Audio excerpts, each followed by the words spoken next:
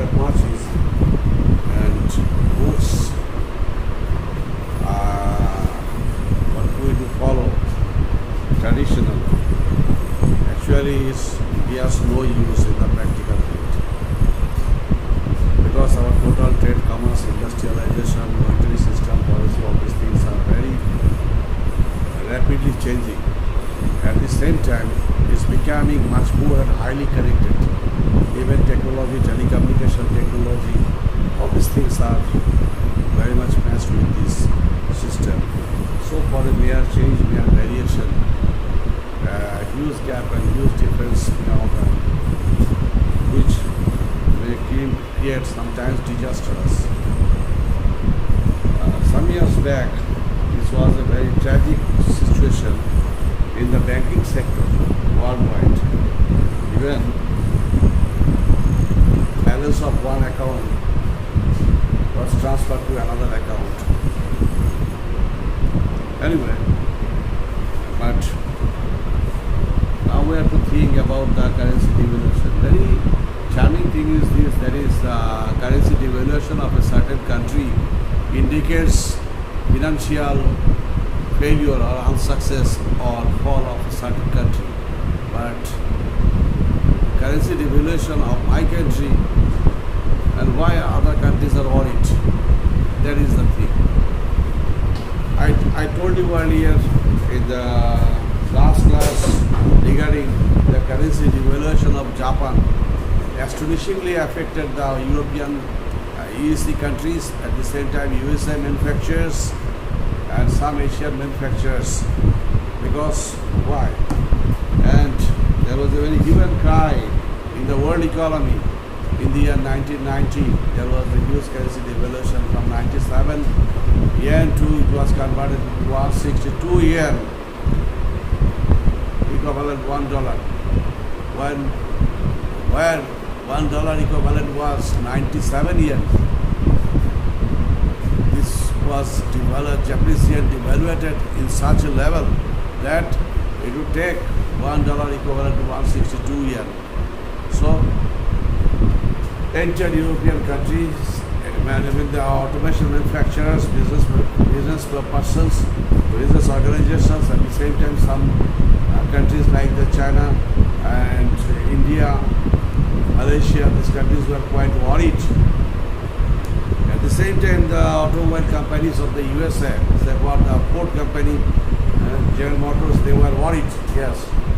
If the Japanese currency devaluation is continuing like this way, and their manufacturing total system would collapse.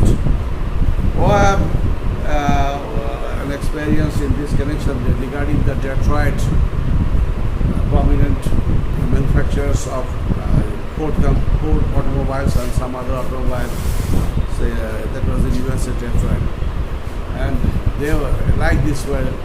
They were just collapsed because of currency devaluation of Japan. Then why? Actually, currency devaluation, if it's 80% devaluated, then the cost of the manufacturing is not same way decline or increase, same way, same ratio, following the same ratio. So it was 80%, say 97 to 162 yen. It has been near 70 plus percentage that side by side affected the cost of manufacturing, but not the same ratio, same way, I mean not 70%. Maybe the Japanese automobiles manufacturing cost increased, say 35 to maximum 40%. Then there was a huge gap of more 30%. So Japanese companies were quite able to sell out their goods, automobiles and automation instruments, machineries and equipments less than earlier their price before 90. So they could easily decline their sales price at least if 10%. That's enough. That's enough to capture the more American markets, Canadian markets. Canadian market that not that much giant. Highest consuming country is USA. At the same time, the European automobiles companies they declined their sales because the Japanese companies were they could sell at a lower price, more vehicles, more automobiles, more automation to European market. It was the horrible situation. So this is not the traditional way of solution. Once traditional, wow, the currency is devalued of a certain country, obviously it indicates the fall of economy of that country. So the other countries were very happy, but not in practice. Once Indonesian currency was highly devalued, so all shops, commodities, items and all investors like them, even the mere glass or commodities items, those prices were fallen to a great extent, and the countries like India and Bangladesh, we were frustrated because our glass factory, our commodities factories they could not sell their goods because at a very low cost the Indonesian goods were coming to Bangladesh and whole entire market was captured. So people was not interested to get purchase Bangladeshi commodities at higher price and more than higher price than Indonesian product. So this is now the practical because the business tendency, import-export concept has been changed. World economy, world transfer of technology, world transfer of currency. These things are extremely changed and changed to a great extent. So now we have to think about the conditions, the situations regarding other some impacts, say for the renewal of balance of trade deficit. Yes, trade deficit. When we can export more, then obviously our trade balance will be regained. Though we'll have to pay more money for import purpose because currency is devalued, so we have to pay more money for the dollar payment. And the effects of the devaluation in internal side, and also there is an effect when we are importing goods, we have to sell it at a higher price. So, but the ultimate consumers of the local people will be affected, and they will have to pay more money for the foreign goods which is imported. But then the effects of devaluation in the international side, I told it earlier. If one country's currency devaluation may affect the other countries and huge frustration may occur. Like I mentioned about the Ford automobile, Ford, BMW, in competition with the Japanese Toyota. Then effects on the price and wages. Wages obviously, if the industry is export oriented, then the wages of the workforce will be higher because the company can gain much more foreign exchange and they can sell out their foreign exchange at a higher rate. So it will be easy from their side to sell out, to pay their workforce higher salary, and thus the purchasing capacity of the export-oriented industries workforce and or the personnel will develop. As a result, there is a product hike in the market. But those who are not working in the same line, factory, mills factory or the service sector, they will be the sufferer because their salary will not increase that way. But even then, the huge movement of currency will prevail, and that will be to some extent benefiting for that country. And so the export-oriented industry will be quite able to expand their manufacturing plant and the business volume to capture the more world market. Effects on the domestic income and the allocation of resources. Our export volume will increase. Say for Bangladesh is now exporting near $40 billion.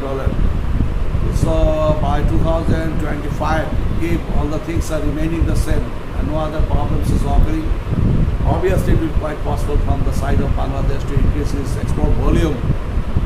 I mean, near $100 billion. And if $100 billion is effect in the total economy of our country, is very exploding. Why development? Our banking sector will explore, our insurance sector will explore, our high-rise building will explore, our economic hub as well. $100 billion economy is a very giant, $100 billion export volume is a very giant export. In that situation, more the foreign investors or FDI will be more inclined or interested to invest here in Bangladesh, and side by side we will be quite able to develop our traditional, non-traditional, both sides of export, manufacturing and export business also. So our workforce will develop, increase, and at the same time our manufacturing administration will develop. As a result, our marketing skill and efficiency and multi-varied system of marketing we can develop to capture the more world market. That will be our very much benefiting from our side. At the same time, at the same points, these things are so many traditional books. I am just here. What I am telling, observing the other sources of information, not from the traditional book system. Then with terms of trade, this maybe then with the country, certain country will be at a bargaining position. The country will be quite able to bargain with the counterparts. And so many impact is this, the price, consumable price of the consumer's item will rise, will increase. That may affect, that may create a mere dissatisfaction. But overall currency flow in a country may enhance the other sectors, other business, other industrialization, all these things. Okay, and so this is a very practical matter. It's a practical matter. It's not just like that otherwise traditional bookish system. Because now research is now very much applied. There's very moment, whatever the information or messages I want to collect from the market, and this market is not simply concerned within the country, but outside, out and abroad. Any kinds of information then and there, I can collect very easily and the easiest manner. Our online system, our latest development of the communication devices that just we are in the same room. When they're staying in the Germany, USA, Berlin, New York, Canada, or Southampton, wherever, no problem. This very moment, all the facts, materials and messages we can collect. We can understand the very sense of taste of the consumers or staying in USA, or even the countryside of USA. No problem, because very visible. All the things are very visible and transparent. So,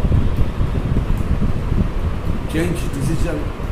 We did not wait for a longer version research for the customer satisfaction or the market trend analysis. No need. Just this very moment, we can gain, we can gather, we can understand the actual situation prevailing, ultimate by buyer side and the ultimate consumer side. Okay. So students, you have to keep your eyes. You are the new generation. So you are far better skilled and efficient than that of me using communication technology. Understand? Best of luck.